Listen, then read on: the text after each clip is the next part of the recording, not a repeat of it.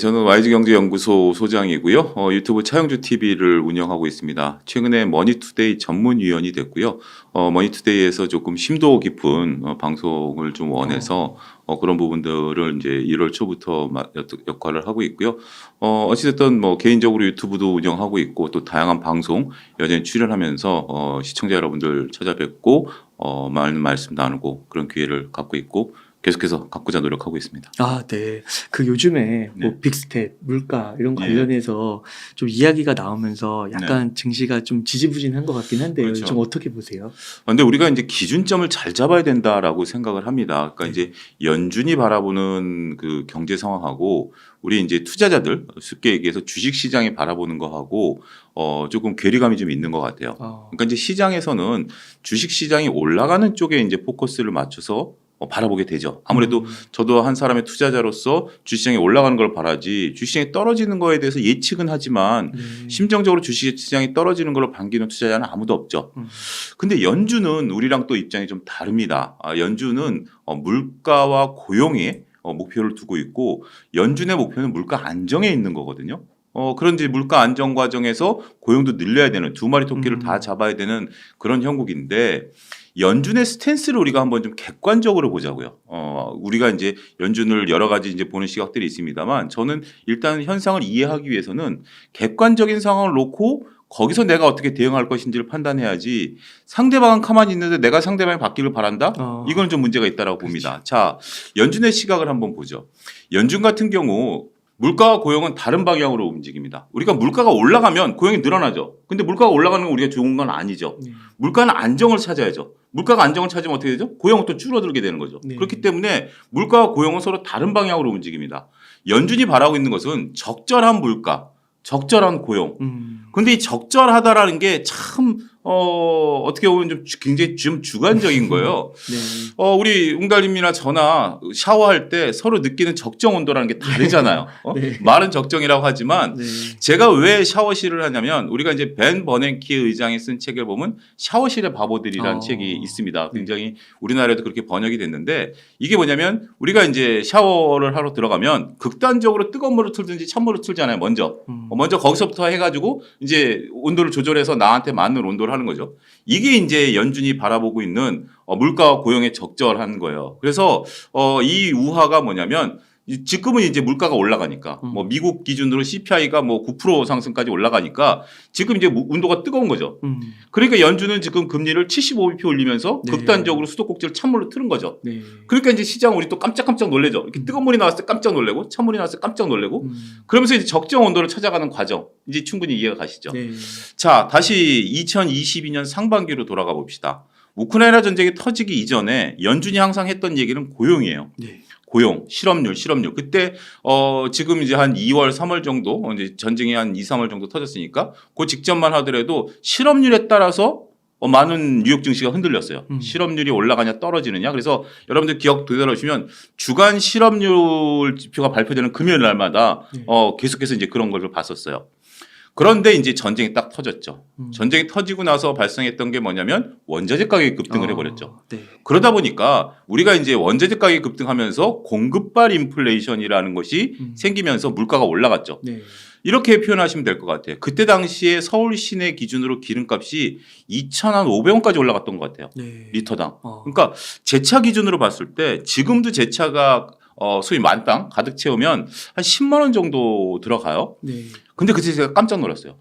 정말 15만 원 넣었어요.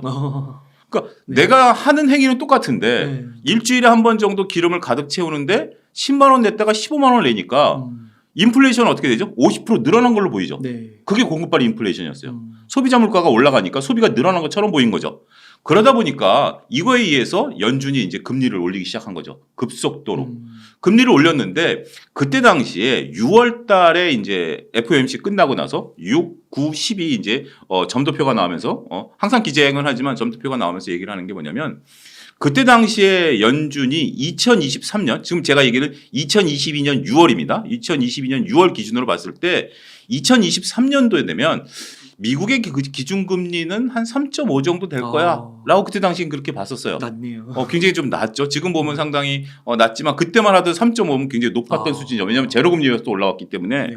굉장히 높은 거죠. 그때 이제 시장이 한번 6월달에 폭락을 했어요. 음. 이렇게까지 금리를 땡기느냐라고 폭락을 하면서 일부 이제 우리가 얘기하는 매파적인 분들 얘기하는 블러드 총재 이런 분들이 그때 당시에 4에서 5% 정도 올려야 된다 그래서 그런 말을 할 때마다 발작을 일으켰었어요.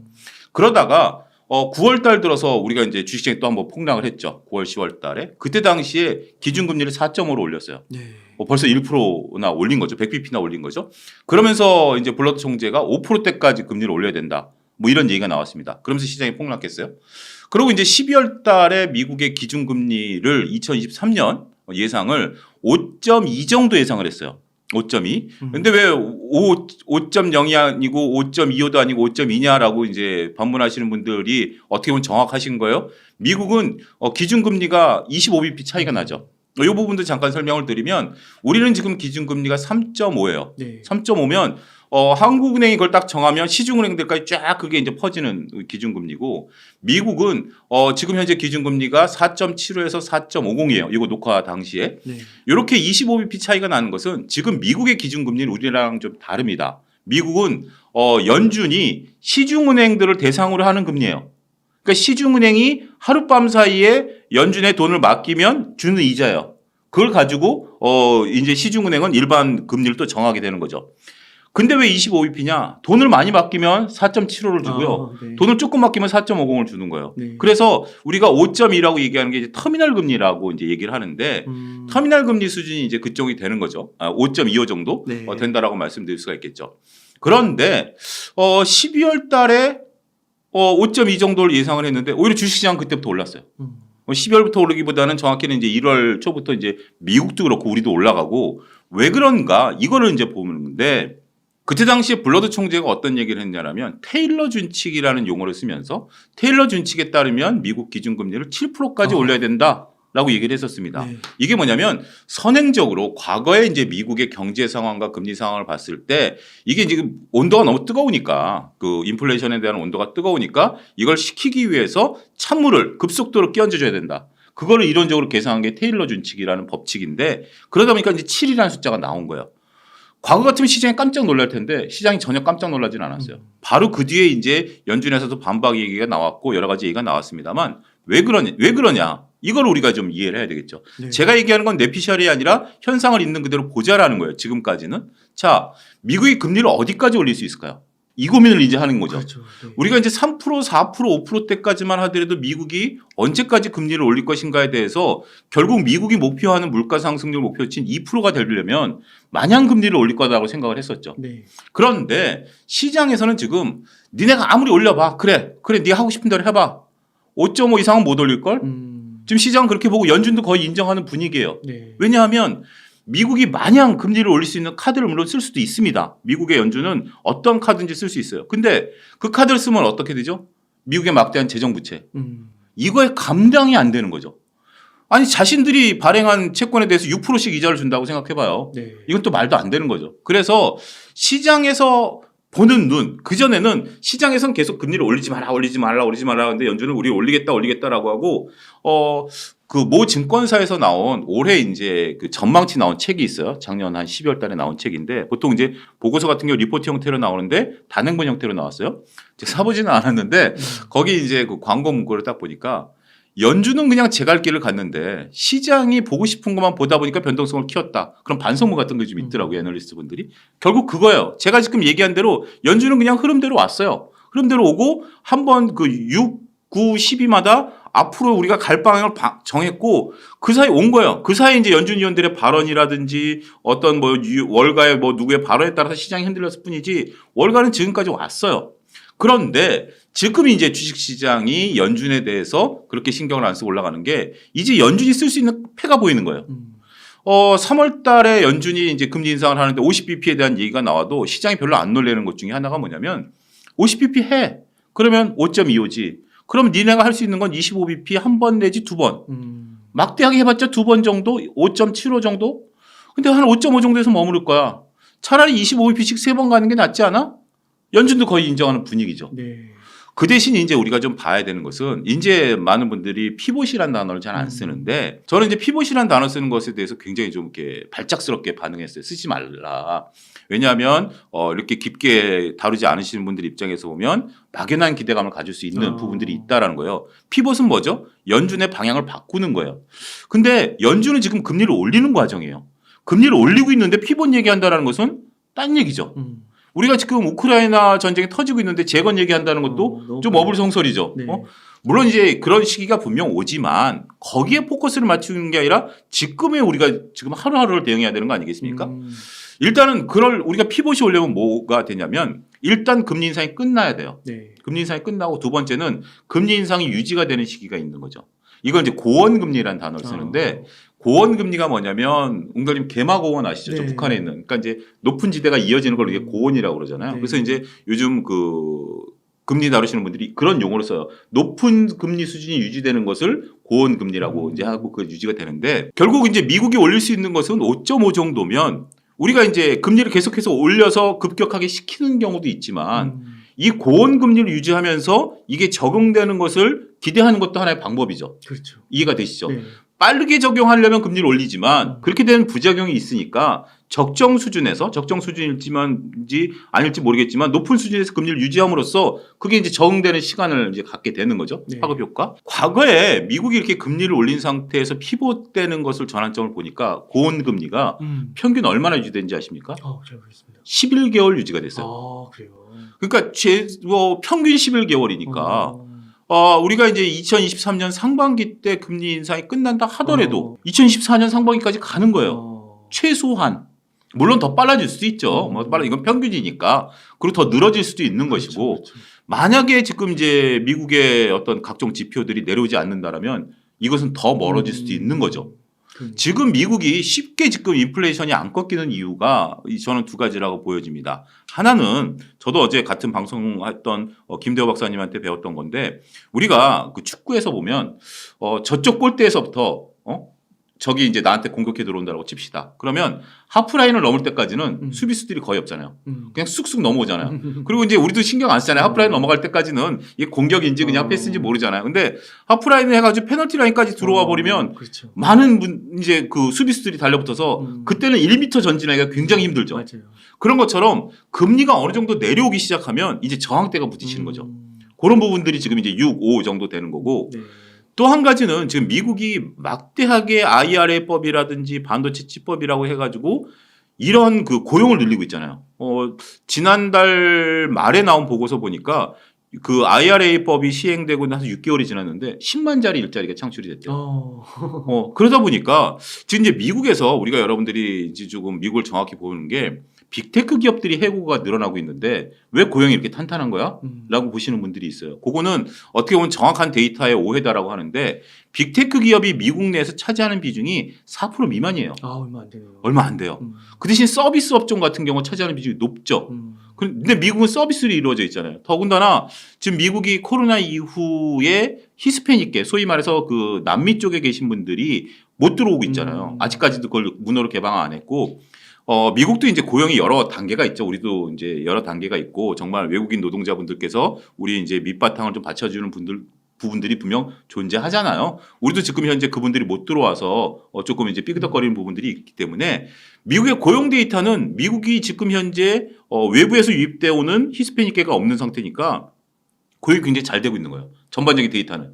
빅테크에서 물론 고소득자들은 잘리고는 있습니다만 차지하는 비중이 워낙 작으니까 그 전반적인 데이터에 미치는 건 작은 거예요. 그래서 현상을 보면 미국만의 지금 독주가 시작되고 있다라고 보여지고 있는 거고 미국의 현상이 금리가 우리가 생각했던 것보다 결론부터 말씀드리면 생각보다는 미국의 이러한 금리 기조가 오래 갈 수 있다. 오래 갈 수 있다.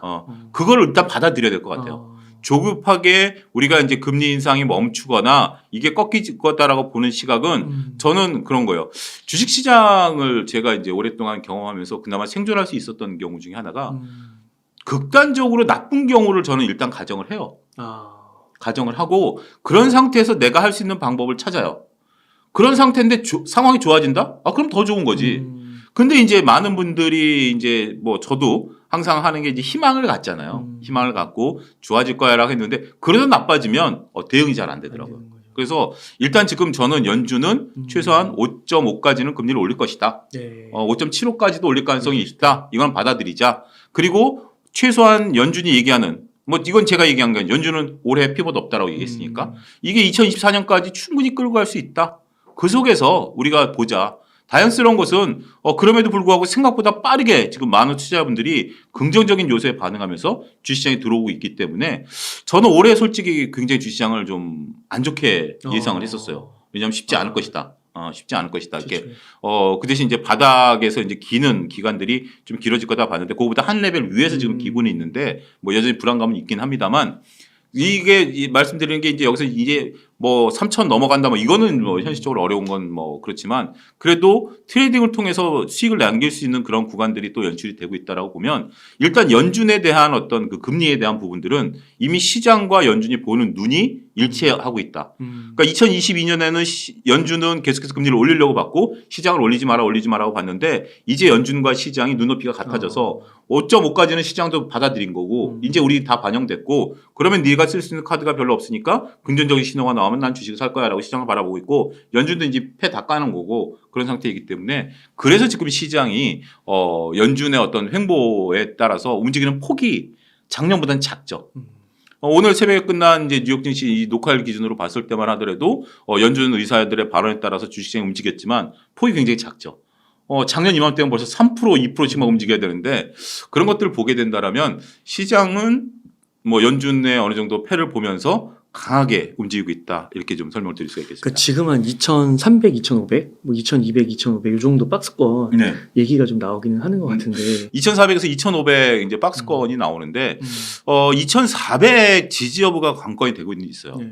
근데 시장을 이해하는 또 한 측을 보게 된다라면 시장이 2,400을 버텨주고 있는 게 굉장히 많은 2023년의 역할을 하고 있어요. 테마주들이 마음대로 놀 수 있는 판을 깔아주고 있는 거죠. 만약에 지금 시장이 2,500 부딪히고 2,400을 깨고 내려갔다라면 이렇게 뭐 테마주들이 이렇게 시세를 끌 수 있을까? 뭐 AI나 뭐 로봇이나 이런 거 말이죠. 그렇죠. 그런 것도 그렇고 뭐 2차 전지도 그렇고 이게 만약에 2,400을 깨고 2,300을 내려간다? 그러면 없었다. 이렇게까지는 안 됐을 수도 있었다라고 저는 보여집니다. 왜냐하면 큰 형님이 버텨주고 있으니까. 지수 갖고 지금 얘기하시는 분은 없잖아요. 지금 심지어는 종목 갖고 얘기하시는 분들은 극단적으로 지수는 얘기하지 마라. 종목만 봐라. 라고 얘기할 정도로 그만큼 근데 만약에 지수가 2,300, 뭐 2,200 향해서 내려가면 지수 얘기를 안 할 수 없어요. 근데 지금 지수를 얘기 안 해도 지수는 2,400 버텨주고 있으니까 그거 지금 몇 달째 2,400, 2,500 왔다 갔다 하고 있는데 그거 얘기해봤자 소용없고 종목만 보자. 군인 여러분들이 우리나라 지켜주고 있는 것처럼 이게 표현이 좀 어폐가 있을 수 있겠습니다만 우리가 안심이 되니까 마음대로 뛰어놀 수 있는 거예요. 지수가 불안하면 못 뛰어놀죠. 시장이 무너지고 있는데 어떻게 뛰어노냐. 그렇죠. 그 불안감이 있죠. 그러면 지금은 지수가 안 무너지니까 매수 버튼 누르니 수익이 나네? 그래? 그러면 내가 이걸 수익이 났어. 또 이거 눌러볼까? 수익이 나네? 이게 되는데 지수가 불안하면 두 번째 누를 때는 주춤하게 되죠. 근데 요즘에 보면은 네. 이제 2차 전지가 너무 올라가서 불안해 여기시는 분들이 조금 있는 것 같아요. 그러니까 이게 무너지는 게 아닐까. 그렇죠. 여기서 한번 급락이 나오지 않을까. 조마조마한 것 같은데. 근데 그 조마조마한 분은 그런 거야. 네. 안 갖고 계신 분들. 안 갖고 계신, 갖고 계신 분들도 불안하지만 갖고 계신 분들의 불안감하고 안 갖고 계신 분들의 배 아픔하고 같이 섞여서 그런 것들 이제 소위 포모 증후군이라고 우리가 이제 얘기를 하죠. 거창하게 얘기하면 포모 증후군이지만 우리 식으로 얘기하면 사촌이 땅을 사면 배가 아픈 거죠. 네. 지금 시장에 대해서 얘기할 때 극명히 갈려요. 예를 들면 제가 이제 테마주 매매를 했다라고 이제 하면 웅달님하고 서로 얘기가 안 되는 거예요. 지수가 불안하다고 얘기하는 거고 이렇게 좋은 장인데 무슨 뭐 하고 계십니까? 지금 이렇게 얘기가 나오는 거지. 뭐 하루에도 몇 프로씩 수익이 나는데 내가 지금 뭐 이렇게 되는 거. 자, 2차 전지에 대해서는 지금 이제 우리가 펀드멘탈을 논할 단계는 이미 넘었다라고 말씀드릴 수가 있겠어요. 우리가 2차 전지에 대해서는 여러분들이 제가 얘기를 안 해도 여러분들이 이미 이렇게 다 아실 거고요. 많은 분석, 많은 유튜브, 많은 이제 리포트들이 나온 상태인데 문제는 지금 현재 수급이 몰려 있다라는 거죠. 펀더멘털이 끝났다는 건 무슨 말이에요? 아니 펀드멘탈을 넘어섰다라는 거죠. 끝난 게 아니라 넘어서서 이미 그 주가를 펀드멘탈로 설명하기는 어려운 것 같아요. 많이 나갔다 이런 거. 그렇죠. 지금 이제 펀드멘탈이 좋은 건 사실인데 지금 이제 움직이는 것들의 특징을 좀 보자고요. 움직이는 것의 특징을 보면 2차 전지, 인공지능, 로봇, 그다음에 다양한 테마들이 있죠.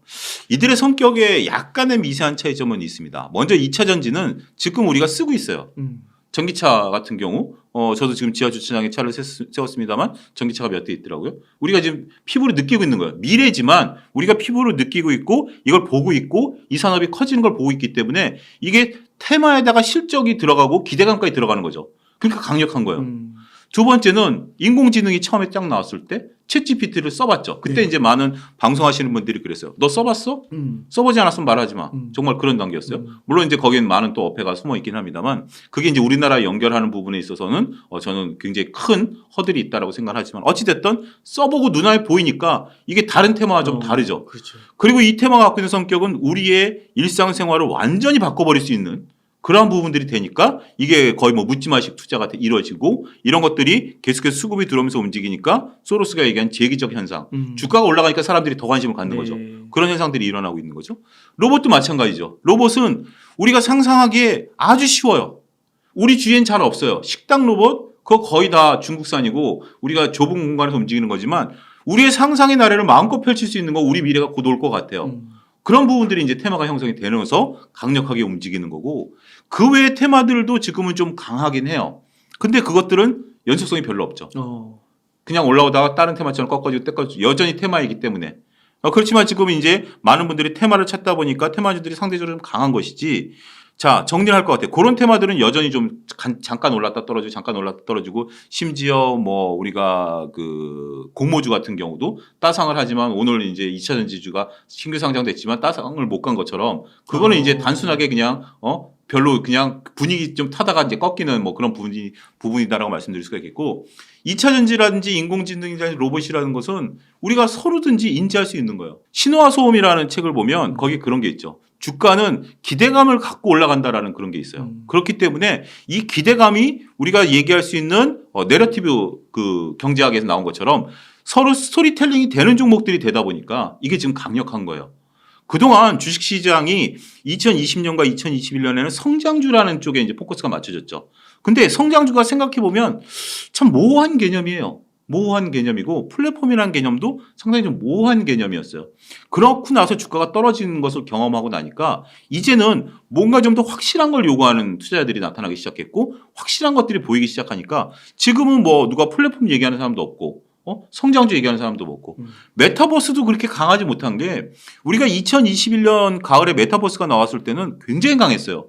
성장주의 한 영역이었으니까. 그때 당시만 하더라도 성장주를 얘기할 때니까 네이버 카카오를 얘기할 때고 주가는 꺾이고 있지만 그럼 다음 성장은 뭐야? 메타버스, NFT 이런 것들이 주가를 끌어올렸는데 지금은 그런데 관심을 갖고는 있지만 강력하지 못한 게 실체가 눈에 잘 안 보이는 거예요. 모호한 거죠. 관심이 갖는 사람이 소수인 거죠. 네. 근데 지금 이거는 관심을 갖는 사람이 다수고 누구든지 정말 초등학교 1학년짜리 앉혀놓고 얘기해도 쉽게 이해가 갈 수 있는 거예요. 그러다 보니까 이 테마가 지금 강한 거고 여기에 수익을 낸 분들이 계속해서 트레이딩을 하다 보니까 강한 거고 이게 없는 분들 입장에서는 정말 속 뒤집어는 일이죠. 환장할 일이죠. 근데 저는 그래요. 주식시장은 항상 모든 사람이 돈을 벌 수 있는 단계는 아니다. 우리가 저는 그런 말씀을 좀 드리고 싶어요. 처음에 그 챗GPT 관련 올라갈 때 제가 기억이 딱 났던 게 저도 참 주식시장 오래 있었어요. 옛날에 닷컴 버블이 생각나더라고요. 네. 그때 당시만 하더라도 회사 이름을 닷컴으로 바꾸면 무조건 상한가 치던 6%대 상한가지만 치던 그런 거라 지금은 이제 뭐 인공지능 하겠다라면 막 올라가는 그런 느낌이었고 두 번째는 우리가 그때 당시에 워렌 버핏이 욕을 되게 많이 먹었어요. 워렌 버핏은 끝났다. 닷컴주를 안 샀기 때문에 워렌 버핏은 이제 끝났다. 워렌 버핏이 끝났다. 한 3, 4년 워렌 버핏이 욕을 먹었어요. 굉장히 오래 욕을 먹은 거죠. 어떻게 보면 3, 4년이라고 우리가 생각해보면 지금은 간단하지만 매일매일 누가 와서 3년 동안 욕했다고 째봐요. 돌아버리죠. 근데 지금은 어쩌죠? 여전히 워렌 버핏은 장성해 있고 워렌 버핏은 여전히 추앙받고 있는 거죠. 네. 시기적으로 보면 단락단락들이 우리가 좀 이해 못하는 시기들이 있어요. 그래서 여러분들이 지금 당연히 배가 아프죠. 배가 아프지만 그런 거를 여러분들이 보는 게 아니라 그러면 내가 지금 뭐를 놓치고 있느냐. 여기서 놓치고 있는 것도 있어요.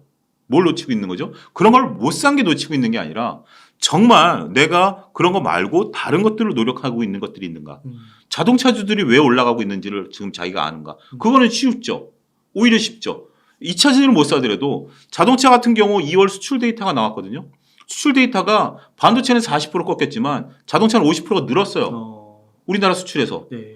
그리고 이제 현대기아차가 발표한 거 보면 차 잘 팔렸다고 또 발표했어요. 서로 맞물려요. 그 전에 어떤 일이 있었냐? 현대차가 미국에서 그 블루링크 서비스가 있어요. 현대 같은 경우는 블루링크 서비스를 무료로 제공한다고 그랬어요. 그러니까 결국 그러면서 하드웨어 경험에서 소프트웨어 경험을 주겠다. 우리가 이제 테슬라 같은 경우 소프트웨어의 강자다라고 그러잖아요. 그러면서 드라이브를 걸기 시작한 거예요.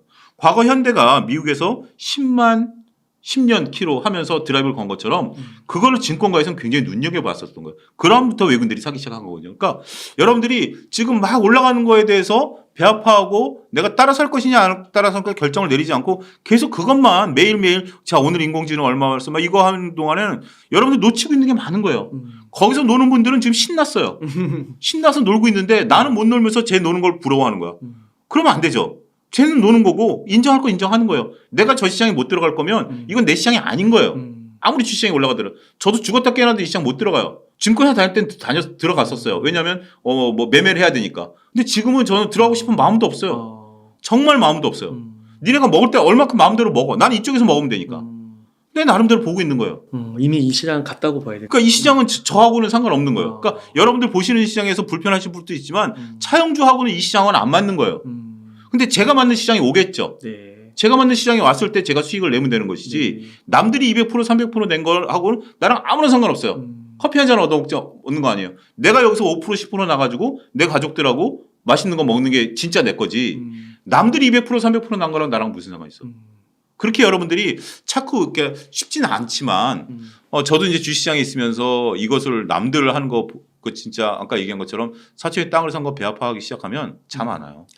근데 그 이차전지가 뭐 바인딩 계약이 뭐 됐고 뭐 천조 수주를 이미 했고 뭐 앞으로 3년 동안은 뭐 매출이나 이런 거는 이미 다 계약이 끝났고 공장도 계속 짓고 있고 세계 1위 기술력이고 막 너무 많은 게 많잖아요. 그래서 뭐 앞으로 3년 뭐 길게는 2030년까지 문제 없다. 그렇게 보면은 펀더멘탈이 이게 너무 섰다라고 얘기를 할 수가 있는 걸까요? 근데 우리가 이제 여기서 지금 옹달님 얘기하신 것 중에 굉장히 많은 제가 볼 때는 우리가 위크 포인트가 있어요. 자, 수주가 그렇게 있어요. 뭐 100조. 그다음에 뭐 공장을 짓죠. 이익은요? 이익이 작죠. 한 자리. 그러니까 그게 중요한 거예요. 지금 이제 많은 분들이 오해하고 계신 게 제가 이제 그 재무제표책을 내면서 거기에 이제 되는 건데 수주와 매출 이꼴을 이익으로 봐요. 수주와 매출 이꼴이 이익이 아니에요. 그 사이에 막대한 비용이 들어가는 거예요. 그렇죠. 그런데 우리가 수주를 해가지고 이제 거기에 따라서 이제 매출 단가를 이제 조절할 텐데 이번에 2차전지 소재 업종들을 보게 된다면 영업이익률이 줄었어요. 2022년 상반기 때는 영업이익이 늘었어요. 왜냐하면 소재 가격이 올라가니까 그 소재를 가지고 물건을 만들어서 납품하는 것에 보면 그걸 전가를 했어요. 근데 지금 소재 가격이 떨어지니까 납품처에서 납품 가격이 후려치고 있어요. 그러니까 영업이익률이 주는 거예요. 이익이 늘어나는 게. 라면하고 달라요. 라면은 원가가 올라오면 판매가를 올리고 원가가 떨어짐으로써 이익이 치는 게 라면인데 얘네는 납품가가 수시로 조정이 돼요. 그렇기 때문에 이익이 안 나는 거예요. 그래서 저는 수주 이꼬로 막 이렇게 올라가는 거 보면 수주는 몇 년 정도 지나는 거고 물론 저는 2차전지 소재에 대해서는 2021년부터 계속해서 말씀드려왔고 이 시장이 커지는 건 맞아요. 그렇지만 지금 이렇게 단기간에 주가를 땡겨 놓으면 그러면 10년 동안 가만히 있으라고요? 그러니까 이 주가에서 그 퍼가 이제 20까지 떨어지려면 영업이익이 올라와야 되잖아. 그럼 그렇죠. 퍼가 100이 지금 이제 우리가 미래 수익을 땡겨왔다라고 보면 주가는 가만히 있고 영업이익률 올라와야죠. 그럼 10년 동안 현재 주가 유지해야 돼요. 그럼 투자자는 지금 이제 들어가봤자 먹을 거 없어요. 그렇죠. 그러면 무슨 주식이 돼요? 재미없는 거죠. 그리고 더군다나 영업이익률이 안 올라오면 어떻게 해요? 주가 떨어질 일만 있지. 그렇죠. 영업이익률이 오히려 더 올라오면 그때 잠깐 올라오겠지. 그런 논리를 보면 지금 우리가 수주나 매출 이런 것들에 대해서 가장 중요한 것은 손익계산서를 여러분들이 딱 이해하셔야 돼요. 매출에서 비용을 빼주면 이익이 나와요. 이게 손익계산서 끝이에요. 매출에서 비용 빼주면 이익. 그 비용이 매출 원가일 수도 있고 그 제품을 만들어가는 부분들 인건비일 수도 있고 각종 비용들 다 들어간 거예요. 근데 그 비용이 지금 네이버 같은 경우 주가 못 올라가는 게 인건비가 올라가 버린 거잖아요. 비용이 올라가니까 수익이 줄어드는 거예요. 영업이익률 자체가 줄어드는 거예요. 영업이익이 나는데 무슨 소리냐. 영업이익이 나는데 영업이익률 자체가 줄어들면 성장세가 꺾인 거예요. 그렇죠. 그런 부분들을 이해하게 된다면 지금 수주잔고하고 매출 가지고 조선 회사들이 왜 지금 적자예요. 그렇게 막대한 수주잔고 막대한 뭐 그 신조성가 상승 뒤에 가서 이익 난다? 언제 이익 나냐고요. 물론 지금 이제 이익이 좀 나는 것들도 있습니다. 저는 뭐 삼성중공업도 이익이 날 걸로 보고 이익이 좀 나는 건 있는데 그 얘기를 벌써 몇 년째 하고 있어요. 그렇잖아요.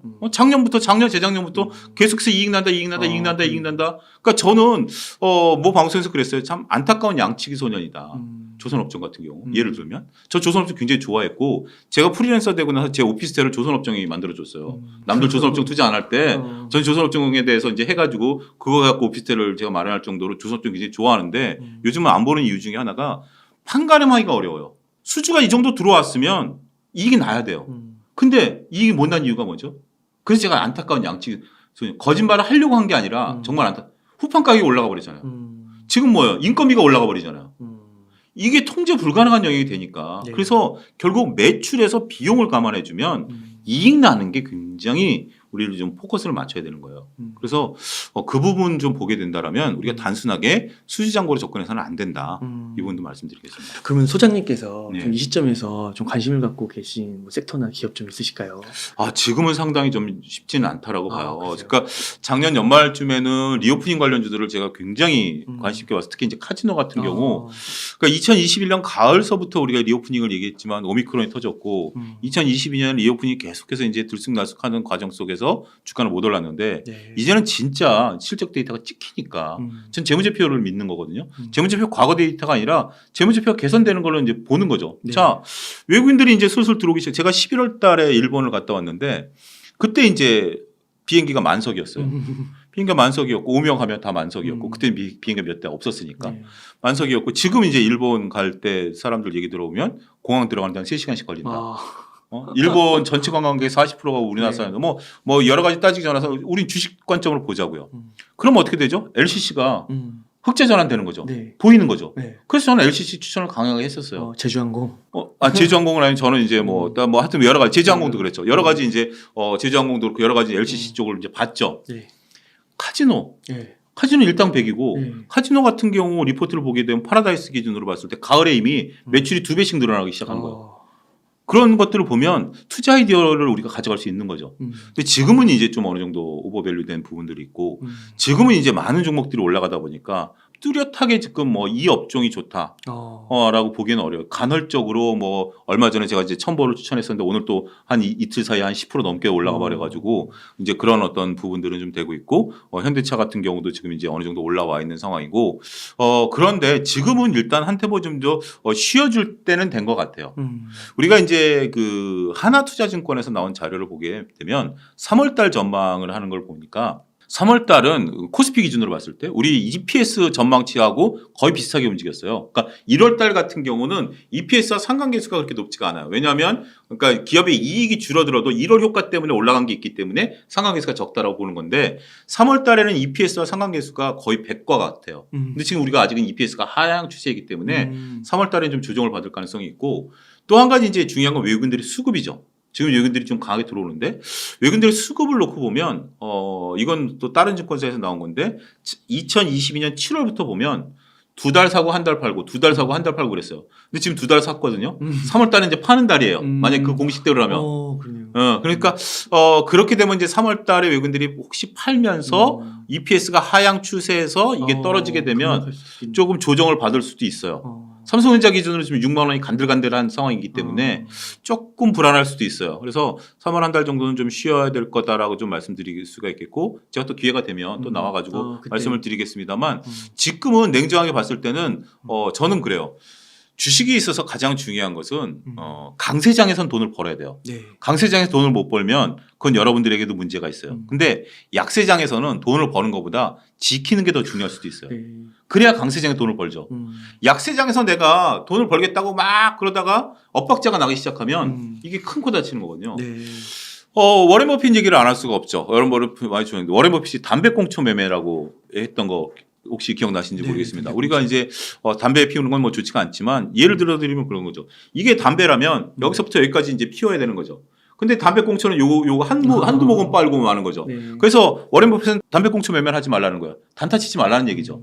그런 것처럼 지금은 물론 1월 말부터 이제 챗GPT라든지 그런 것들 2월 달에 이제 뭐 2차전지까지 매매하셨던 분들은 모르겠습니다만 이제 새롭게 시작하려고 한다라면 자칫 잘못하면 담배꽁초 매매가 될 수도 있고 잘못하면 역회전에 걸릴 수도 있고 이런 부분들이기 때문에 일단은 지금은 더군다나 시장을 주도했던 업종들의 변동성이 시작이 됐기 때문에 이 변동성이 되면 다른 물론 이제 이 트레이딩 자금들이 빠르게 움직일 거예요. 굉장히 빠르게. 왜냐하면 이분들은 과감하게 매수 버튼을 눌러보니까 수익이 났고 소위 이제 좀 계좌가 좀 두둑해졌어. 웬만큼 빠져도 내가 지금 이렇게 한번 베팅을 걸어볼 만한 상황이죠. 예를 들면 그런 거죠. 여러분들이 1,000만 원 갖고 투자했는데 지금 한 1,500만 원 돼 있어.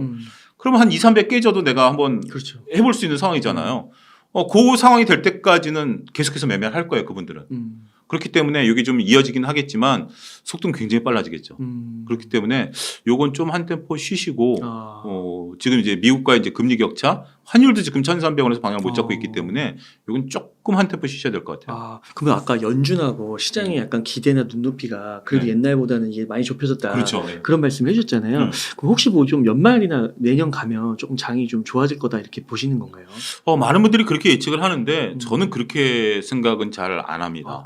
그것을 예단하기가 좀 어려운 것 중에 하나가 지금 이제 일단 우리나라는 반도체잖아요. 네, 반도체. 반도체가 쉽게 풀리지는 않을 것 같아요. 반도체법도 나왔잖아요. 그러니까요. 반도체가 쉽게 풀리지는 않을 것 같아요. 그러니까 이제 우리가 반도체 삼성전자를 뭐 재고 사이클로 접근하시는 분들도 있는데 저는 거기에 대해서는 동의하지는 않습니다. 왜냐하면 그게 이제 2019년도에 재고 사이클이 이렇게 되면서 했는데 2020년 같은 경우 우리가 코로나 터지면서 재택근무가 들어갔잖아요.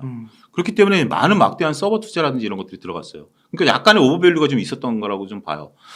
그런 상태에서 지금 새롭게 교체 수요가 온다라든지 서버 투자를 한다라는 거 경기가 또 둔화되는 상황에서 쉽지 않을 것으로 보고 물론 챗GPT라든지 이런 거에 대한 어떤 투자는 있을 것으로 봐요. 하이닉스도 거기에 대해서 기대감을 좀 많이 갖고 있는 부분들도 있고 엔비디아도 이제 거기에 대해서 이제 기대감을 갖고 이제 이번에 유상증자를 하겠다 이제 이런 부분들을 이제 엔비디아가 유상증자. 네, 엔비디아 유상증자가 이제 발표했어요. 뭐 이런 식으로 하면서 시장을 좀 끌어가겠다라는 어떤 공격적인 마케팅을 좀 하는 것은 있습니다만 저는 일단 확인이 좀 필요하다라고 봐요. 이게 과거 사이클처럼 이렇게 올라간다라고 보기는 어려울 것으로 보여지고 있고 그런 부분들을 보면 과연 하반기 때 좀 이게 쉬울까? 지수가 올라갈까? 많은 IB들이 우리나라 지수를 예측한 게 2,800선이거든요. 2,800선이에요. 근데 2,800이라 봤자 지금 15%만 올라가면 끝이에요. 그렇구나. 네. 2,800이니까 15% 지수 15% 올라가면 끝이에요. 물론 이제 그 사이엔 뭐 20, 30% 올라가는 건 수두룩하겠지만 지수 15% 올라가면 끝이기 때문에 그 대신 저는 오히려 지금 제가 쉴 때 쉬라고 말씀드리는 게 기회가 분명 많이 올 거예요. 오히려 지수가 막 올라갈 때는 지금 여러분들이 경험하신 것처럼 2020년에는 무조건 주식을 사면 여러분들이 동학개미운동 들어오신 분들은 먹었던 기억이 나실 거예요. 근데 그때는 대형주가 먹었죠. 삼성전자가 수익을 안겨주고 네카오가 수익을 안겨주다 보니까 굉장히 주식이 쉬워 보였죠. 근데 그게 지금 주기장창 빠지다 보니까 주식이 좀 어렵죠. 그러면서 지금 똑같이 역설적으로 트레이딩 하시는 분들은 지금 너무 쉬운 장이에요. 근데 여러분들은 지금 네카오 하셨던 분들 입장에서 보면 이런 뭐 챗GPT 이런 거 못 사죠. 그러다 보니까 시장이 어렵게 느껴지는 거죠. 그러니까 시장이 올라갈 2020년과 2021년 너무 쉬웠던 장. 저는 그때는 빨리 잊어버리셔라. 제가 주식 시장에 오래 있었지만 그런 시대는 이제 다시는 안 올 수도 있다. 내 이제 생애는 다시 안 올 수도 있다. 왜냐하면 반복되는 역사는 아니니까. 그리고 나서 이제 그동안 주가가 이제 조정을 받는 구간이었으니까 수익 내기는 어려웠죠. 근데 가장 저는 이제 바라는 것이 2023년은 여기서 그러니까 평탄화 작업을 좀 했으면 좋겠어요. 평탄화 작업을 좀 하게 되면 오히려 여기서 이제 막 이렇게 치고 올라가는 것들이 보이죠. 네. 그런 것들을 여러분들이 잘 노리시면 될 것 같아요. 그러니까 바닥에서 가장 수익을 내기 좋은, 저도 이제 경험적으로 봤을 때는 막 올라갈 때도 좋지만, 올라갈 때는 좋지만, 떨어질 때는 굉장히 어렵고, 머무는 상태에서 가끔 이렇게 들어주는 것들이 있어요. 그런 것들 여러분들이 잘 노리시면 수익이 크게 날 수 있죠. 오랫동안 행보한 거. 그렇죠. 작년에 제가 그 이제 시장에서 얘기를 했었던 게 뭐냐면 작년 초에 한국항공우주를 6개월 동안 얘기를 했어요. 한국항공우주를. 근데 이제 그게 왜 그랬냐면 2022년이 딱 되니까 이 시장을 뚫고 갈 수 있는 게 뭐지? 라는 고민이 들더라고요. 이 시장을 뚫고 갈 수 있는 게 뭐지? 이제 2020년과 2021년 주가가 그렇게 변동이 컸으니까 2022년은 주가가 별로 안 좋을 거야. 전쟁 터지기 전에. 제가 그거는 2022 비기 사이트에 썼어요. 2020년은 고속도로고 2021년은 국도고 2022년은 비포장 도로일 거다. 근데 전쟁까지 터진 거고 금리까지 올라간 거죠. 그걸 뚫고 갈 수 있는 것은 위성 산업이고 그때 당시 이제 우리 막 위성 발사 우주 산업일 거다. 그래서 제가 이제 그거를 이제 봤었던 부분들. 그 다음에 이제 얘기했던 거는 이제 그때 당시에도 에코프로비움, 에코프로를 얘기했었죠. 그래서 2차 소재단에 있는 거는 그때부터 계속 얘기했어요. 셀보다는 소재다 계속 얘기했고 2023년 그러면 전망은 어떻게 했느냐. 제가 이제 연합인포맥스 나가면서 했던 게 2022년 12월 달에 난 장비주들이 될 거다. IRA법에 따라서 치포 동맹에 따라서 미국으로 막대하게 달려가니까 이건 급하게 달려가니까 장비회사 데리고 가야 된다. 그렇죠. 그리고 설계 단계에서 장비를 어디에 놓을지가 이미 다 결정이 나야 되기 때문에 기존 애들 다 데리고 갈 거다. 네. 그래서 반도체 장비, 통신 장비, 2차전지 장비 다 될 거다. 다 올랐잖아요 지금. 그러니까 그런 식으로 여러분들이 생각하시면 돼요. 저는 여전히 이들도 지금은 다 유효하다라고 봐요. 내년까지는. 왜냐하면 이 발주가 이미 지금 돼 있고 이 데이터들 증권사 리포트 뒤지면 다 나오거든요. 발주가 이미 다 들어와 있는 상태고 이게 지금 납품이 올해 하반기부터 납품이 들어가겠죠. 왜냐하면 지금 터프하게 공사하고 있으니까 올해 내년까지 하면서 매출은 이제 잡힐 거라고요. 그렇게 된다면 이런 아이디어를 여러분들이 갖고 가셔야 돼요. 지금 주식시장에 핫한 게 이거니까 이걸 내가 따라가야 되느냐 마냐. 그래 그건 뭐 니네 얘기고 나는 못하면 그럼 주식시장에서 뭐가 올라가지? 어떤 테마가 올라가지가 아니라 어떤 업종이 주식시장을 이끌 수밖에 없지? 이거 조금 고민해 보시면 여러분들이 이런 아이디어를 찾아갈 수 있을 거라고 봐요. 니오프님도 마찬가지죠. 주위에서 많은 분들이 여행을 떠나고 정말 일본 간다고 할 때 그때 여러분들이 그 LCC 사셨어도 수익 충분히 났어요. 근데 그거와 주가는 별개다라고 생각을 하니까 여러분들이 놓치신 거죠. 그런 부분들이 있다라고 보여지게 되면 여러분들이 잘 그런 것들을 파악하시면 아이디어를 찾고 가져가시는 거죠. 결국 아이디어 승부고 근데 그 아이디어는 그거예요. 나만의 아이디어 갖고 되는 건 아니에요.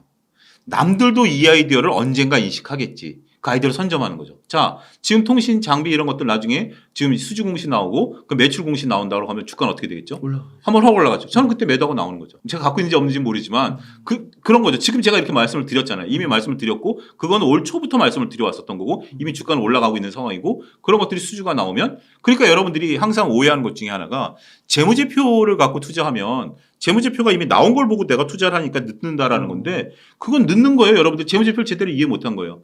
그 회사의 재무구조를 꿰차고 있으면 이 재무구조가 어떻게 좋아하는 건지 수주공시랑 맞물려가지고 예측이 가능한 거예요.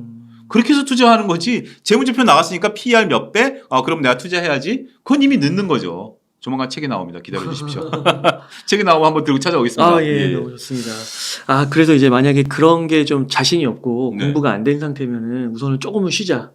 예, 지금은 조금 쉬면서 그런 것들을 찾는 작업들 좀 하시면 좋을 것 같아요. 그런 게 좀 자신이 없고 네. 공부가 안 된 상태면은 우선은 조금은 쉬자.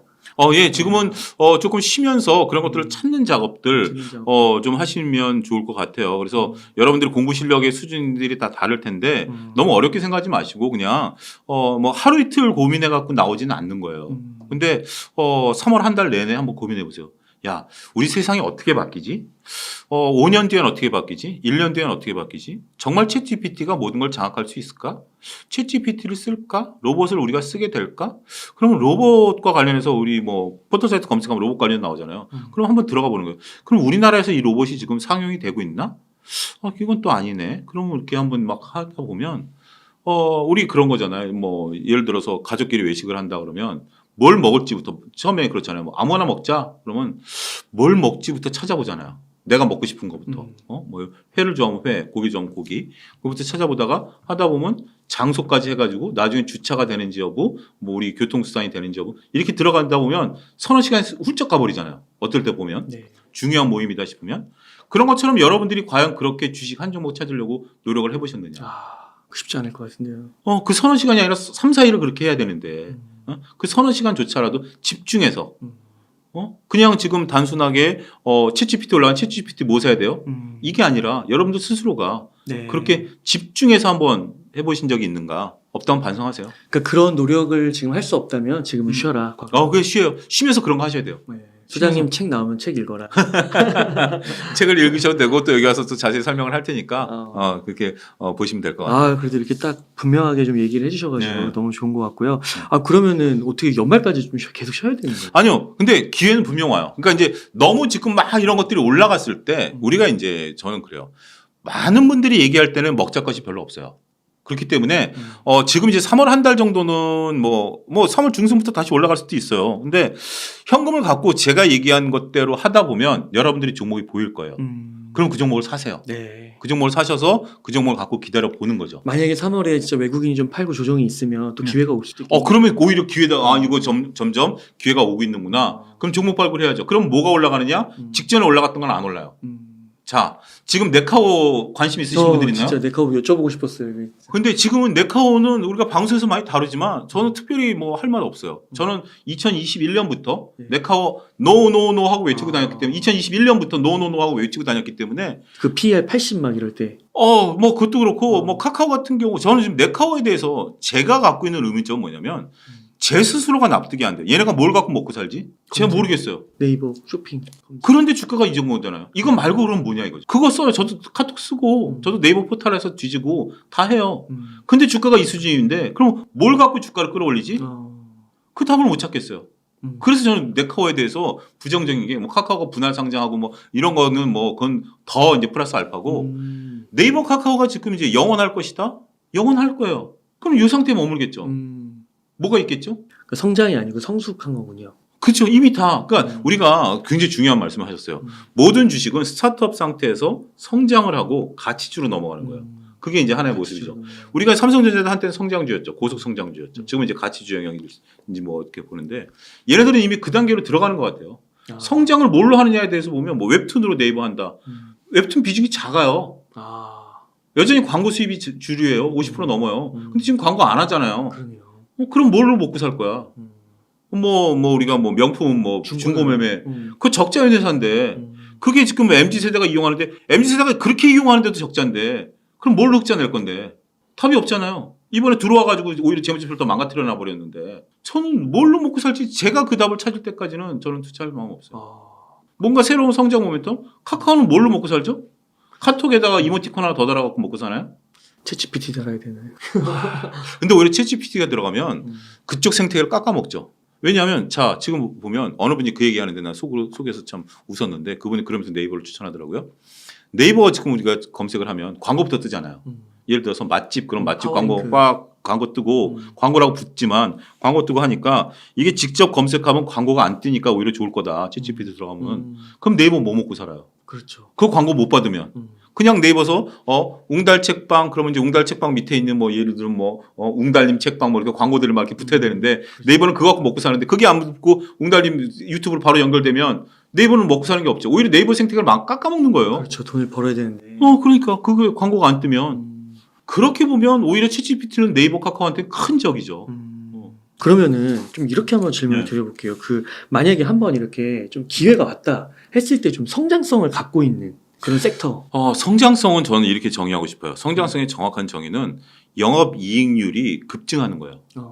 매출이 성장하는 것도 성장세지만 지금은 이렇게 높은 금리 수준에서는 매출보다는 영업이익률이 굉장히 좋아요. 네. 영업이익이 증가하는 것보다 영업이익률이 증가하는 거예요. 자, 영업이익률이 증가하는 건데 지금 방산 같은 경우 우리가 관심을 가져야 되는 것 중에 하나가 방위산업의 영업이익률은 2% 미만이에요. 굉장히 작아요. 나라를 지키는데 이익을 남길 수는 없잖아요. 근데 이게 수출하면 영업이익률이 6%로 올라가요. 수출하면 영업이익률이 왜냐하면 외국에 가면 비싸게 팔 수 있잖아요. 6%대로 올라가요. 그런 식으로 여러분들이 투자 아이디어를 가져가셔야 된다라는 거죠. 영업이익률이 급증하는 쪽에 대한 투자 아이디어. 그래서 지금은 여러분들이 오히려 투자하기 쉬운 팁 하나 알려드릴게요. 여러분들이 포털 사이트에 보시면 아니면 여러분들이 무료로 리포트들을 매일 나오는 리포트들이 있어요. 특정 증권사만 하더라도 그 중에서 여러분들이 리포트를 최소한 매일 못 보더라도 일주일에 한 번 들어가 쫙 보시면 요즘 소위 리포트빨이 먹혀요. 왜냐하면 지금 성장이 굉장히 귀하고 막 이러니까 리포트에서 증권사들이 그런 성장 모멘텀에 대해서 언급을 하면 그 주가가 올라가요. 최근에 제가 제가 머니투데이에서 전문위원이 되면서 화요일하고 목요일 날 아침에 리포트를 하는데 제가 이제 이번 주 한 거 말씀을 좀 드리면 두 종목을 얘기를 해요. 근데 그 얘기한 거 첫날 루트닉을 첫날 얘기했는데 그날 10%가 올랐어요. 개장 전에 얘기한 거예요. 제가 이게 올라갈지 안 올라갈지 모르는 거고 그냥 루트닉이라는 그 피부 미용 업체가 이제 리포트가 나왔으니까 8시 반에 리포트를 소개한 거예요. 근데 개장하고서 11%가 올랐죠. 그 다음에 화요일 날 얘기한 SK 스퀘어가 몇 프로가 올랐냐면 그 얘기한 이후로 지금 현재 약 15%가 올랐어요. 그리고 지금 이제 그 다음에 목요일 날 딱 얘기한 게 어제 얘기한 게 뭐냐면 아모그린텍. 어제 아모그린텍이 몇 프로 올랐냐면 16% 올랐어요. 그러니까 개장 전에 얘기한 게 16% 오른 거예요. 이런 식으로 그 다음에 또 한 가지 얘기했던 게 덴티움. 덴티움이 어제 얼마 올랐냐면 당일날 올라간 게 보면 6.6%. 이런 식으로 매일매일 이거 보시면 좋죠. 매일매일 쭉 보면서 네카와 삼성전자 이런 거 다 빼버리고. 개장 전에 나와요, 그게? 리포트가 보통 개장 8시 반 전에 다 나와요. 빠르게 나오면 7시 반부터 8시 반 사이에 다 나와요. 개장 이후에 나온 리포트는 없어요. 개장 전에 나오니까 그중에서 나중에 이제 여러분들이 관심 있는 종목들은 나중에 보더라도 좀 특이한 종목들이 있어요. 이렇게 덴티움 같은 경우 툭 튀어나온다라든지 뭐 아모그린텍 같이 툭 튀어나온다라든지 한번 보는 거예요. 근데 보는데 뭐 내용이 별거 없다. 그럼 빠르게 패스해버리는 거예요. 나중에 내가 보고 싶으면 다운받아놓고 그 다음에 좀 특이한데 영업이익률이 증가한다든지 좀 개선된 얘기가 나온다. 그럼 리포트 빨리 먹혀요.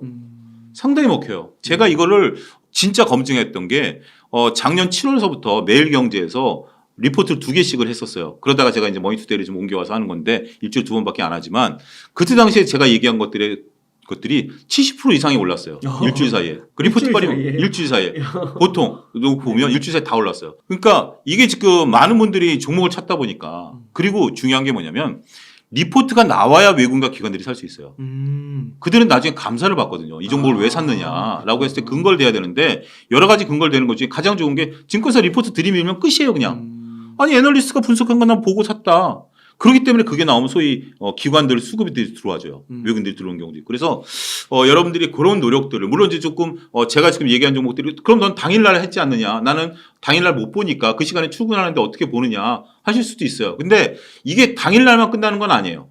꾸준히 끌고 가거든요. 그렇기 때문에 서로 올라간 걸 왜 올라갔는지 그 이유라도 여러분들이 찾아보려면 리포트를 보고 성장성이 있다면 따라가실 수가 있어요. 근데 지금은 올라가니까 한 2, 3일 올라가면 이거 왜 올라가요? 따라가야 돼요라고 여러분들이 물어보는데 많은 분들이 방송하시는 분들이 리포트를 안 보니까 그분들 뜬구름 잡는 얘기인데 자, 지금 이제 그 목요일 날 주가가 올랐어. 금요일도 올랐어. 근데 내가 주말에 쫙 보니까 이런 이유로 올랐네. 이제부터 시작인 것 같네. 그럼 따라 들어갈 수 있는 거예요. 그렇기 때문에 아니면 또 올라갔다가 하루 이틀 빠졌어. 그러면 한번 내가 들어가 볼까? 오히려 조정을 받았기 때문에 그런 식으로 여러분들이 이용하시면 리포트 이용하시면 돼요. 리포트 안 믿는 게 아니라 단 이제 그 리포트가 이제 목표 주가 제시한 거나 뭐 이런 것들을 고지고대로 믿으시는 게 아니라 논리를 봐야 돼요. 저는 볼 때 논리를 보거든요. 논리를 보고 재무제표.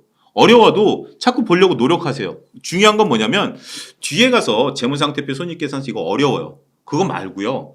중간에 보면 요즘은 많은 분들이 제가 이제 리포트 읽기에서도 얘기하고 막 그래서 그런지 증가율을 이제 표시를 해줘요. 큰 틀로 해서. 그러니까 매출액 증가율, 영업이익 증가율 그걸 보시면 돼요. 절대치가 증가하는 것보다 증가율 자체가 그 눈을 보이잖아요. YOY 증가율. 그래서 딱 보면 증가율이 5%에서 10% 늘었어. 이건 눈에 띄는 거잖아요. 그것만 보셔도 돼요. 매출이 얼마인지 저도 기억 안 나요. 영업이익이 얼마인지 기억도 안 나. 근데 증가율을 보는 거죠. 근데 매출이익이 좋냐 영업이익률이 좋냐 이건 여기서 복잡하니까 그 부분은 제 차영주 TV 유튜브 들어오시면 영업이익률 보는 거 매출과 비교해갖고 영업이익과 비교하는 거 제가 영상 15분짜리로 끊어가지고 간단하게 많이 올려놨으니까 그거 한번 참조하시면 될 것 같고요. 재무제표 쉽게 설명해 놓은 거 있으니까 그렇게 한번 보시고 그런 식으로 여러분들이 그 정도만 보시면 어렵다라고 생각하지 마시고 처음엔 어려울 수 있어요. 몇 번씩 보시다 보면 그 증가율이 눈에 보여요. 그러면 그 주식이 지금 성장에 목말라 있는 이때 그런 것들이 돋보인다는 거죠. 그러면 그 2차 전지 반도체 플랫폼 이런 것들이 많은 국민분들이 갖고 계신 국민주잖아요. 근데 이제 반도체랑 플랫폼은 아까 제가 그냥 느낌상 말씀 드렸을 때는 그렇게 미래가 긍정적이지만은 않다. 그렇게 생각합니다. 예, 그렇게 좀 봐고 2차 전지에 비해서. 그렇죠. 근데 2차 전지는 지금 가격대가 너무 높은 거고, 그렇죠. 펀더멘탈 이상으로 성장성은 있는 건데, 그럼 만약에 조금 이런 국민주 가운데서 좀 조정이 심하게 왔을 때는 2차 전지는 좀 매수를 해도 괜찮다고는 보세요. 오히려 저는 2차 전지를 떨어지길 기다려야죠. 그렇구나. 우리가 그 항상 위대한 투자들이 얘기하는 게 있죠. 좋은 주식을 사라. 단 싸게 사라. 좋은 주식을 싸게 사라라는 거지. 뭐 지금 삼성전자 네카오가 그러면 나쁜 주식이냐라고 봤을 때 저한테는 그렇게 썩 좋아 보이지는 않습니다. 좋은 뭐 여러분들이 뭐 10년, 20년 뒤에는 모르겠습니다만 저 투자 상황과 맞지도 않고 그다음에 이제 반도체 같은 경우는 치킨 게임에 또 들어가는 상황이고 시스템 쪽에서 그런 부분들이기 때문에 그것을 결과치를 좀 봐야 되고 그거 아니어도 주식 많은 상황에서 굳이 지금 그렇게 시크니컬한 사업에 우리가 들어가야 되느냐 이 부분에 대해서는 조금 저는 의문이고요. 그다음에 이런 논리도 가능해요. 우리가 이제 그런 거 얘기하시는 분 30년 동안 삼성전자 올랐으니까 30년 뒤는 좋다라는 건데 그럼 그분이 저는 30년을 얘기를 했어야 된다고 봐요. 그분들이 30년 전에 주식시장에 있었던 분들이거든요. 그렇게 얘기하셨던 많은 원로분들이. 근데 30년 전에 왜 삼성전자 얘기 안 하고 30년 올라오니까 확인되고 왜 지금부터 30년 뒤에도 있을 거라고 얘기를 하죠? 지금부터는 다른 논리를 제시해야죠. 30년 뒤에 삼성전자가 있을지 없을지. 아니면 다른 어떤 새로운 뭐 그런 걸로 그러니까 내가 30년 전에 봤는데 나는 못 샀지만 지금 올라왔더라. 자, 이런 논리를 보면 삼성전자만 있나요, 세상에? 2차전지를 얘기하거나 다른 걸 얘기해 줘야 되는 거 아닌가요? 저는 그래요. 네. 그래서 제가 그 논리를 못 받아들이고 제시할 게 없기 때문에 저는 삼성전자를 안 사는 거예요. 나쁘다라는 게 아니라 저는 뭐 삼성전자를 그동안 끊임없이 봐왔지만 제가 살 만한 그런 건 아니고. 2차전지 중에서는 또 소재. 소재는 뒤에서 웃고 있는 거죠. 저는 2차전지 업체들이, 그러니까 전기차 업체들이 곧 내재화에 대해서 저는 신경을 많이 써요. 내재화할 걸로 봐요. 테슬라도 뭐 멕시코에다가 짓는 거 아니에요? 그러니까 왜냐하면 자동차 회사들이 외주 안 주는 게 엔진이잖아요. 엔진을 자기네들이 만들어야 자기네들이 자동차를 세팅하고 하는 거잖아요. 결국 2차전지도 마찬가지예요. 거기에 맞는 성능에 따라서 할 수 있는 거기 때문에 저는 내재화 한다라고 봐요. 대형 업체들은. 네. 중소업 업체들은 못하지만. 그런 상태에서 누가 내재화를 하든지 웃고 있는 건 누구죠? 소재는 웃을 수밖에 없죠. 그렇기 때문에 제가 소재를 말씀드렸던 게 소재는 뭐 영원히 지금 계속 캐파 증설을 하고 있고 기업이 캐파를 증설한다라는 게 단순한 게 아니에요. 웅달님 같은 경우도 지금 스튜디오를 운영하고 계시지만 이 스튜디오가 좁다라고 느끼는 순간이 분명 오죠. 네. 그럼 이걸 넓힐 때 고민 많이 하죠. 많이 하죠. 근데 회사가 단순하게 우리가 오피스텔 하나 옮기는 거 뭐 얼마 갖고도 고민하는데 회사가 몇 천억씩 그렇죠. 외부 자금 조달해가지고 공장을 짓는데 그거 고민 안 했겠어요? 근데 그게 재밌는 현상들이 뭐냐면 작년에 대부분 다 이 확장 공시를 했어요. 근데 한 기업이 확장한다 그래서 다른 기업이 따라 할 수 있나요? 그건 아니죠. 우리가 이사를 가더라도 몇 개월 고민하죠. 그리고 결정을 내리고 이사 과정이죠. 공교롭게도 작년에 그게 다 몰렸다라는 거예요. 어떤 회사들은 10년 동안 고민했을 수도 있고 어떤 회사는 1년 동안 고민했을 수도 있는데 그 결과들이 작년에 모였다라는 거예요. 그럼 뭐죠? 이 시장 커질 수밖에 없다라는 거죠. 그렇죠. 다들 같은 판단을 다들 같은 판단을 하고 있으니까. 근데 보니까 다양스러운 것은 다 양극재만 하는 게 아니라 누구는 음극재하고 누구는 뭐하고 다 다르니까 이 시장 자체가 다 커진다라는 거죠. 그런 투자재 아이디어를 여러분들이 크게 지금이라도 읽어내려고 노력하시면 될 거예요. 그러면 다음 뭐냐? 다음 여러분들이 찾아보시면 돼요. 여러분들이 찾아보시고 그런 것들이 보이면 저도 이제 나와가지고 또 말씀을 드리긴 하겠습니다만 그런 식으로 아이디어를 이렇게 짜가면 여러분들이 지금 당장은 아니더라도 2년, 3년 뒤에는 훌륭한 투자가 되실 수가 있는 거죠. 그 지금 시점에서 네. 혹시 그 소재 단위에서 네. 종류가 그래도 많잖아요. 뭐 네. 에코프로비엠도 있고 네. 뭐 포스코 케미칼도 있고 혹시 좀 눈에 주목하시는 그런 리튬이 가장 중요한데요. 리튬. 리튬은 뭐 많은 분들이 올랐고 저는 이제 지금 뭐 LFP 쪽도 그렇고 근데 진짜 좀 부담스러워요. 이렇게 네. 여기서 이 방송이 오래 흔적이 남는 거라 부담스러워요. 네. 근데 어쨌든 소재는 여러분들이 에코프로는 지금 이제 집중되어 있는 거지만 내려오면 여러분들이 소재 하나만 열심히 공부하셔가지고 그 종목만 잘 하셔도 될 것 같아요. 알겠습니다. 또 아주 다 좋더라고요. 다 좋아요. 소재는 더군다나 네. 2차전지 여러분들이 조금 소재 쪽 그러면 저는 폐배터리도 굉장히 좋은데 폐배터리는 왜냐하면 우리가 히토리 같은 경우는 이게 이 폐배터리 리사이클이 거의 95% 이상이 들어가니까 굉장히 이것도 정말 무궁무진한 네. 도시광산이 될 것 같아요. 그런 쪽도 한번 보시면 될 것 같습니다. 네, 그럼 마지막 질문인데 네. 그 보통 이 질문을 드리는데 그 1억 원이 있다면 어떻게 운영할 것인가? 지금은 잘 예금을 해두면 될까요? 저는 1억 원이 지금 만약에 용달님이 주신다라면 네. 1억 원 잘 보관하고 있을 겁니다. 아. 1억 원 잘 보관하고 있고 그 다음에 저는 그 1억 원은 3개를 자를 것 같아요. 올해는 3개로 잘라서 일단은 종목이 보이면 3분의 1씩 투자할 것 같아요. 그러니까 3분의 1씩 분할하는 게 아니라 그걸 이제 쪼개는 건 이제 성향이지만 세 종목 투자한다라고 생각하는 거예요. 그래서 갑자기 이제 3월 말에 어떤 놈이 나한테 손짓을 하면 3분의 1만 사놓고 그거를 이제 그 대신 저는 지금 이제 들어갈 때는 한 1년 내지 2년은 생각하고 들어가요. 물리더라도 한 1, 2년은 보면 올라갈 수 있을 종목을 들어가는 거예요. 그게 이제 갑자기 지금 2차전지처럼 막 치고 올라가면 빨리 팔고 나오는 거죠. 우리가 1, 2년을 생각하는 것은 1, 2년을 투자하겠다라는 게 아니라 극단적으로 1, 2년 동안 이것을 내가 묵혀둘 수 있다라는 마음의 여유와 자금을 갖고 투자라는 얘기고 그게 갑자기 테마를 받아서 올라가면 당연히 팔고 나와야죠. 네. 지금 에코프로나 에코프로뱅 갖고 계신 분들은 1, 2년 투자하시면 안 돼. 지금 팔고 나와야 되는 거예요. 또 들어가셔야 되는 거예요. 몇백 더 가신다고 하여튼 뭐 그런 건데 그래서 저는 그렇게 세 개로 잘라서 그러다가 다른 종목이 왜냐하면 이건 2년짜리잖아요. 1, 2년짜리. 또 나오면 또 하나 사는 거죠. 그렇게 저는 3개. 그리고 한 3분의 1은 현금을 항상 갖고 있고 폭락이 나오면 또 들어갈 수도 있고. 네. 뭐 만약에 1번을 하고 2번을 샀는데 갑자기 주식에 폭락이 왔어. 근데 1번이 내가 볼 땐 너무 좋아. 그러면 요거 3번 갖고 1번을 더 사는 거죠. 그런 식으로 저는 1억이 있으면 3개로 쪼개가지고 네. 지금 제 자금도 그렇게 해놨어요. 저는 5개로 쪼개놨는데 그렇게 해가지고 3개 내지 5개 정도. 근데 이게 너무 쪼개면 수익률이 줄어요. 우리 분산 투자의 단점이 그거죠. 너무 쪼개면 수익률이 줄어요. 집중 투자의 단점은 아다리가 한 번 맞으면 여러분들이 꿈꾸는 거잖아. 에코프로비엠에 몰빵했어봐. 내가 팔자를 고쳤지. 절대 몰빵 못 하시고요. 이 정도만 해도 좋은 투자 전략이 되지 않을까 싶습니다. 네, 감사합니다. 그러면요, 소장님 끝으로 시청자님들께 하고 싶으신 말씀, 강조하고 싶으신 말씀 일단 부탁드리겠습니다. 조금 느긋해지셨으면 좋겠어요. 네. 저는 투자자분들이 저도 그랬고 급하세요. 그리고 최근 들어서 급함을 또 많이 잃어가시는 것 같아요. 왜냐하면 지금 현재 고객 예탁금이 47조 상태에서 회전율이 올라가고 있거든요. 회전율이 올라가고 있다라는 거, 거래량과 회전율이 올라가고 있다라는 것은 많은 분들이 매매를 빨리 하고 있다라는 건데 그게 긍정적인지 부정적인지 모르겠어요. 근데 항상 긍정적인 신호보다는 부정적인 신호가 많으니까 자, 저 주식시장에 거의 한 30년 있었습니다. 근데 매일매일 보고 살았었던 때보다 오히려 지금 뒤에서 뒷짐지고 할 때 수익률이 더 좋아요. 그랬어요.